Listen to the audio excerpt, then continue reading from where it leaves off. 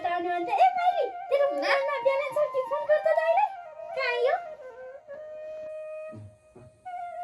लागे दिदी र खैले त खैले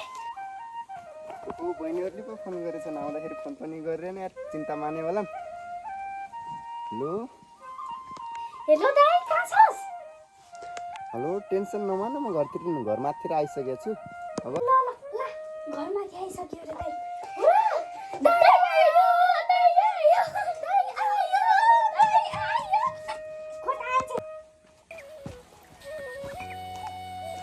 बहिनीहरु दाइ आयो भने त कति खुसी भयो होला केही भएन ल्याउने पनि पैसा पनि भएन कमाइ समय पनि काम लागेन के गर्ने होला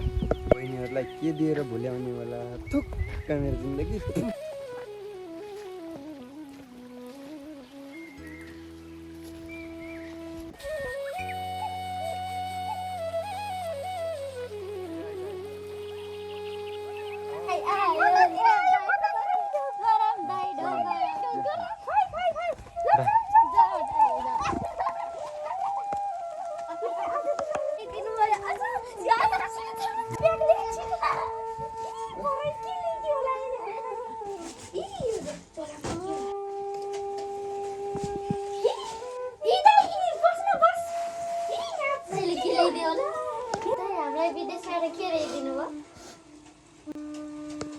केही ल्याइदिन अब दुलाले ठग्यो लाउने पनि भएन खाने पनि भएन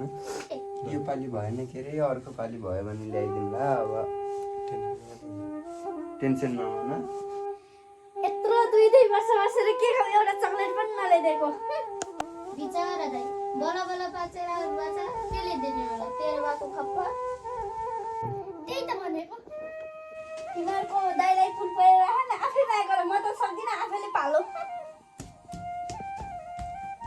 योपालि केही ल्याएन भनेर बहिनीहरू पनि यसरी रिसाए अब कमाइ भएको भए त आफै ल्याउँथ्यो होला दिदी पनि रिसाएर गए कि टेन्सन नमान्नु दाइ अब दिदीको बानी यस्तै छ अझ भ्याइ होइन तिमीहरूको कथन मथन यिनीहरूलाई त खै म